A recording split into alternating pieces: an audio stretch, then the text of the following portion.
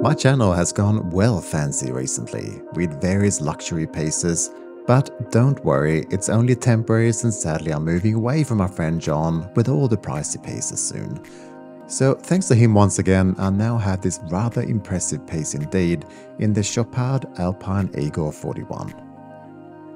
This is an updated and refined version of an original model to the brand, and fans often liken it to the Royal Oak from Audemars Piguet.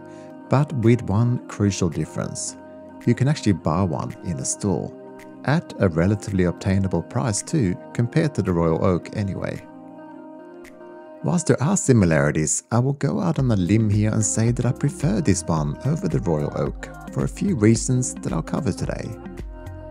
You might be like me, where spending this sort of money on a watch would mean just a few too many compromises, since we have other interests in life. But they do go for quite a bit less secondhand, so if you end up falling hard for this model, keep that in mind. In addition to the overall looks, one of the most interesting things to watch out for today is the trademarked steel called Lucent steel, described as an ultra-resistant and light-reflecting steel alloy that's made up of 80% recycled material. I'm certainly not bringing out the box cutters and testing that today, since John both knows where I live now and where I'm moving to, so I'd rather not have the Hells Angels come and demand $15,000, thanks very much. Whether you're researching for a future buy or watching since you own one and it's nice to be reminded sometimes what a nice piece you have in your collection, or like me, you're just casually adding to your knowledge of the hobby, I hope you stick around and watch today's review till the end.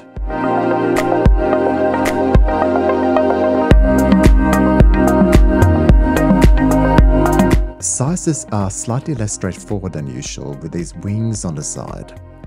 The diameter I measure at around 40.5mm. The fixed bezel is just over 38mm and the dial itself is around 27.5mm. This is a completely integrated bracelet that starts around 23.5mm and tapers down to 20mm.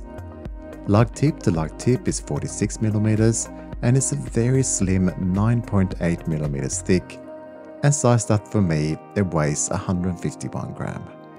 It's also water resistant to 100 meters. Getting up close to this dial is rewarding indeed. Chopard draws inspiration from the iris of an eagle, and the blue color is obtained through a galvanic treatment, so electric pulses in other words. It made me think of feathers initially, but I can see how it's meant to look like an eye. Interestingly, at this price point, the logo and chronometer is printed, but that print is flawless to be clear. And it's really the only print on the front of the watch other than the ubiquitous Swiss made at just above the 6. There is a skeleton dial titanium version of this called the XPTT, which I love the look of, and that's worth checking out if you're not sold on this particular version. The rhodium plated Roman numerals are all applied and a decent application of Lume all around, which I'll come back to. These numerals are absolute perfection and holds up to extreme macro, which is what I sadistically do to all watches I review. Even though the date complication is kinda shoehorned in here, the placement that follows the curve of the dial is a nice touch and I won't complain for once. The hands themselves are nothing special with one exception, the feather-inspired counterweight on the seconds hand. Again, drawing inspiration from the majestic birds that soar over the beautiful Swiss Alps. Definitely an inspiration easy to get behind.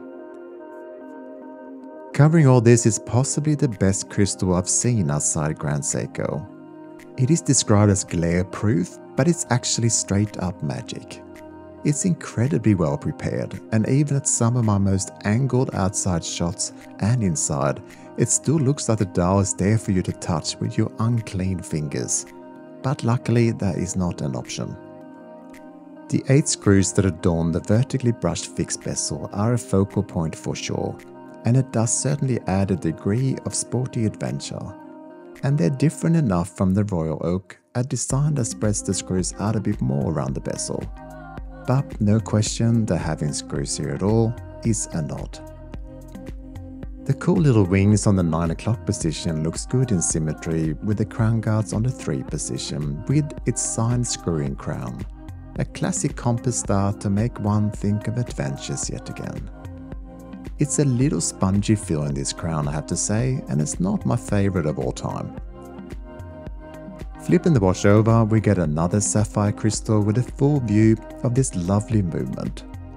It's not exactly peak beauty designs here, but more purposeful and restrained, with only really an attractive rotor design that draws the eye.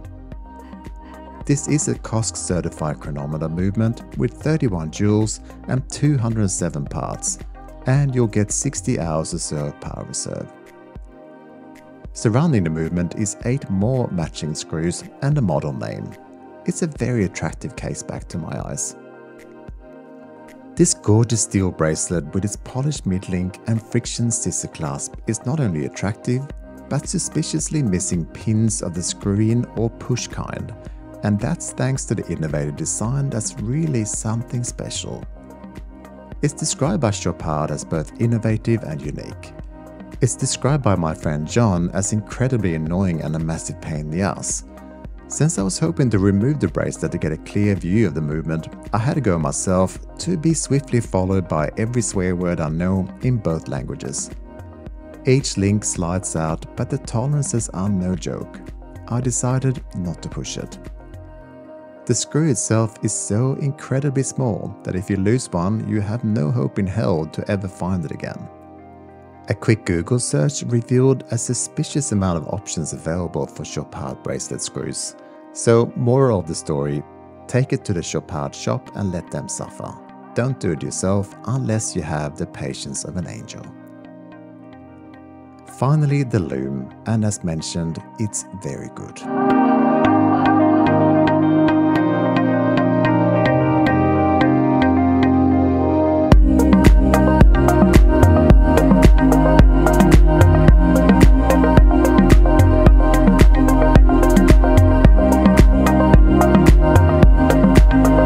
This is yet another experience I've been lucky to have. A beautiful luxury piece that is not to my own taste, but I can appreciate it would be to the taste of many. And honestly, I found the design and overall look, dare I say it, more attractive than the Royal Oak. I know, I suppose I can never show my face at any luxury watch gatherings again, but the thing is, I've handled my fair share of A-piece signature piece in some contract work over the years. And you get a little bit sick of the look of them after a while, in all honesty. This one I find much more fun and interesting, and I can see how my friend John is on his 4th after selling and repurchasing a few times. What about you? Do you own one, or is this a grail watch that you'd like to obtain one day? Let me know in the comments, and if you're in Australia, I know John is not hard to prod to let go of a watch. It's an incurable disease. Thank you for watching, and I'll catch you next time.